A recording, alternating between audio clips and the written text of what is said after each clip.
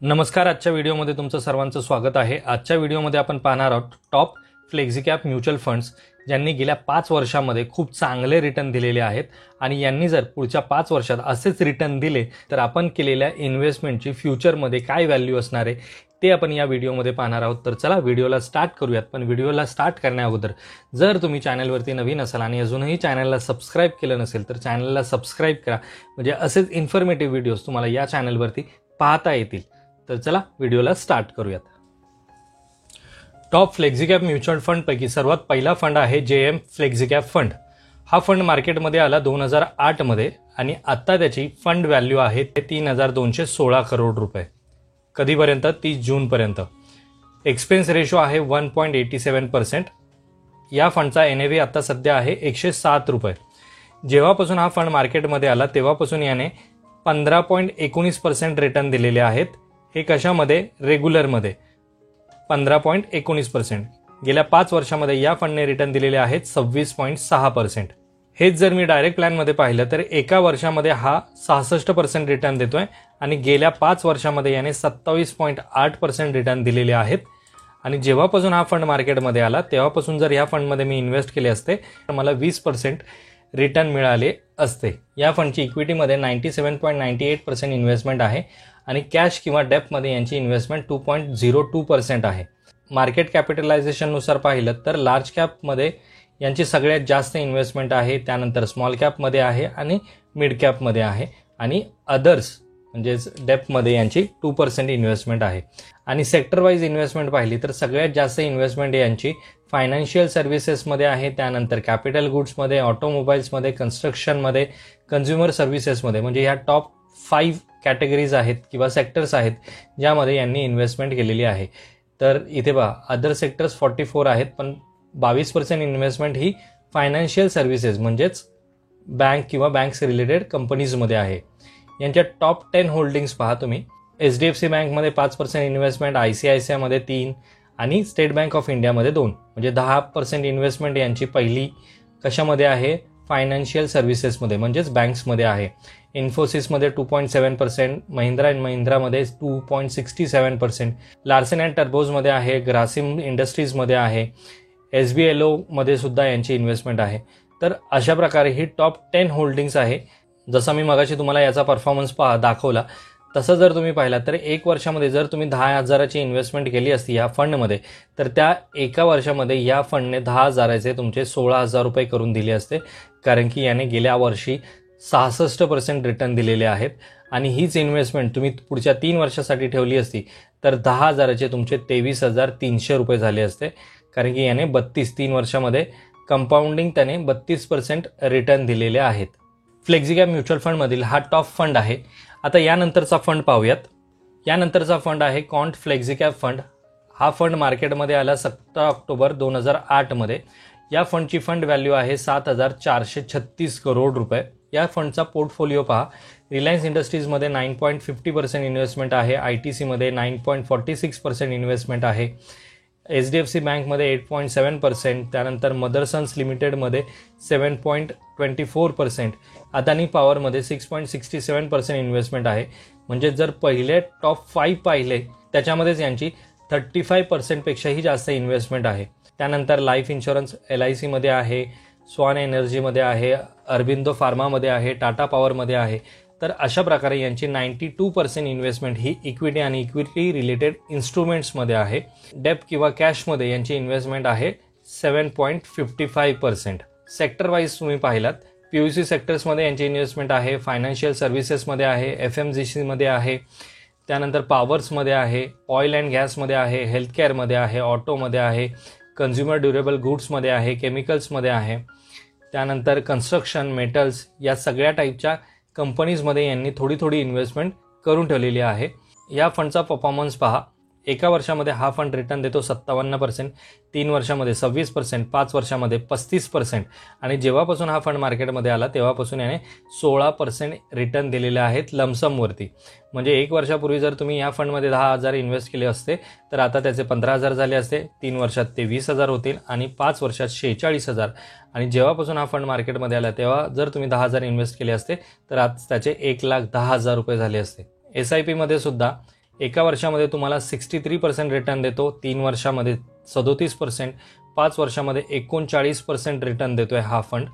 आणि जेव्हापासून हा फंड मार्केटमध्ये आला तेव्हापासून याने 20%च्या आसपास रिटर्न दिलेले आहेत.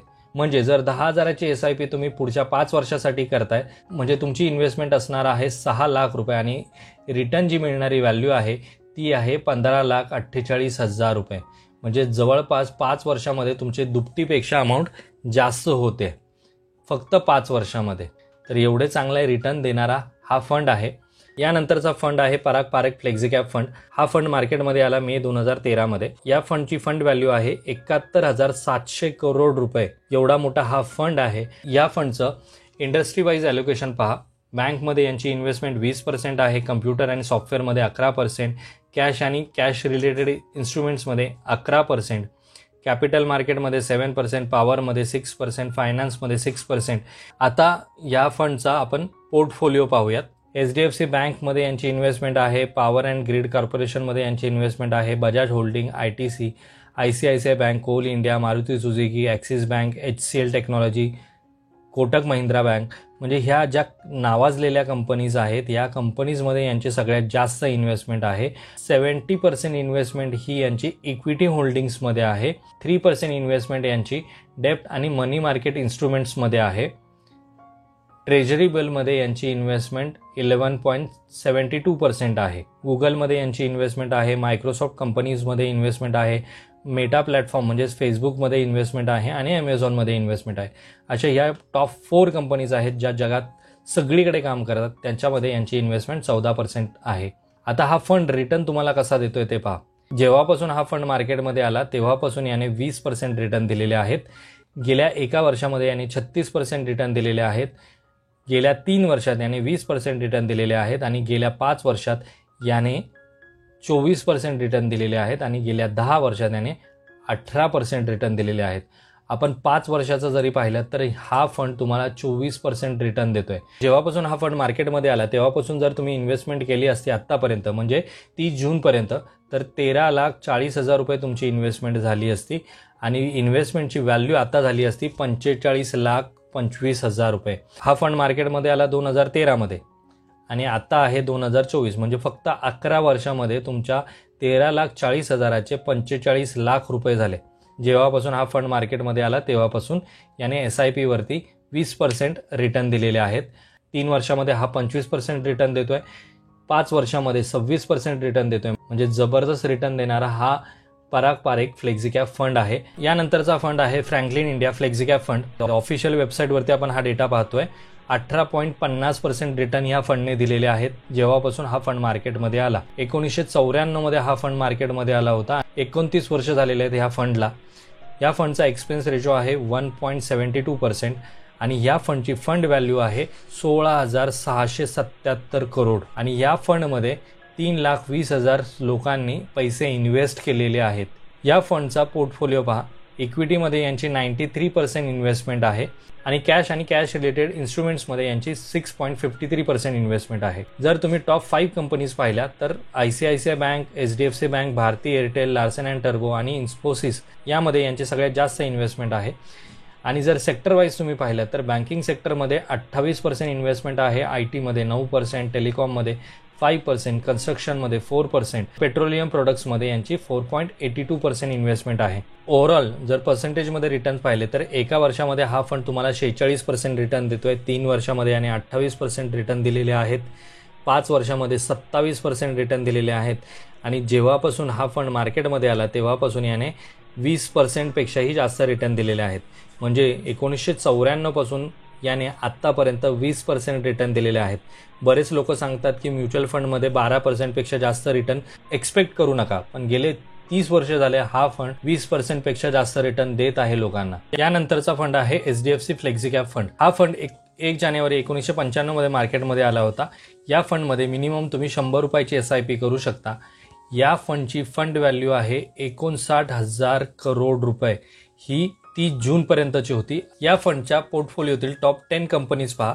ICICI बँकमध्ये यांची 9.46% इन्व्हेस्टमेंट आहे, ॲक्सिस बँकमध्ये इन्व्हेस्टमेंट आहे, हिंदुस्तान एरोनॉटिक्समध्ये इन्व्हेस्टमेंट आहे, Bharti Airtel, Apollo hospitals, HDFC bank, Cipla limited, State Bank of India, HCL आणि SBI लाईफ इन्शुरन्स कंपनी यामध्ये यांची सगळ्यात जास्त इन्व्हेस्टमेंट आहे. तर परफॉर्मन्स पहा, 1 वर्षामध्ये हा फंड तुम्हाला 43.75% रिटर्न देतोय, 3 वर्षामध्ये 26%, 5 वर्षामध्ये 20%, 10 वर्षामध्ये 15% आणि जेव्हापासून हा फंड मार्केटमध्ये आला तेव्हापासून याने 19% रिटर्न दिलेले आहेत. म्हणजे जर 10,000ची इन्व्हेस्टमेंट 1 वर्षापूर्वी केली असती तर आता त्याचे 14,000 रुपये झाले असते, 3 वर्षात त्याचे 20,000 झाले असते, 5 वर्षात 25,000 आणि 10 वर्षामध्ये 42,000 रुपये झाले असते. आणि आता आपण जे फ्लेक्झी कॅप म्युच्युअल फंड्स पाहिले ते गेल्या 5 वर्षात 20% पेक्षा जास्त पर्सेंट रिटर्न देणारे आहेत. असेच रिटर्न त्यांनी पुढच्या 5 वर्षात दिले तर आपल्या इन्व्हेस्टमेंटची काय व्हॅल्यू होईल ते पाहूया. जर तुम्ही 10,000ची SIP सुरू करताय पुढच्या 5 वर्षासाठी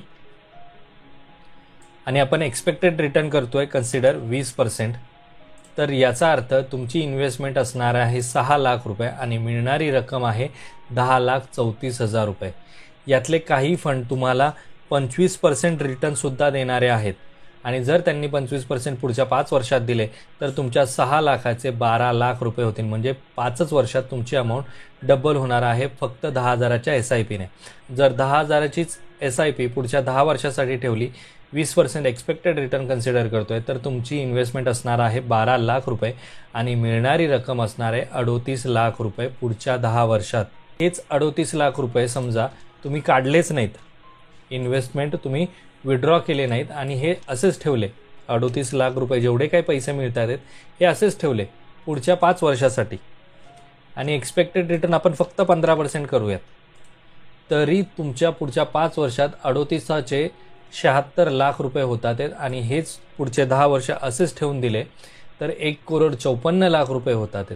म्हणजे फक्त 10 वर्षे जर तुम्ही इन्व्हेस्टमेंट केले आणि ती इन्व्हेस्टमेंट पुढचे 10 वर्षे ठेवले तर तुमचे 1,54,00,000 रुपये होणार आहेत कुठलेही पैसे इन्व्हेस्ट न करता. फक्त 12 लाख रुपये 10 वर्षासाठी तुम्हाला इन्व्हेस्ट करायचे आहेत. आजच्या व्हिडिओमध्ये मी तुम्हाला top 5 flexi cap mutual fund सांगितले आहेत. आजचा जर व्हिडिओ तुम्हाला आवडला असेल तर व्हिडिओला लाईक करा, चॅनलवरती जर नवीन असाल तर चॅनलला सबस्क्राईब करा. हा जर व्हिडिओ तुम्हाला इन्फॉर्मेटिव्ह वाटत असेल तर तुमच्या मित्रमैत्रिणींना नक्की शेअर करा.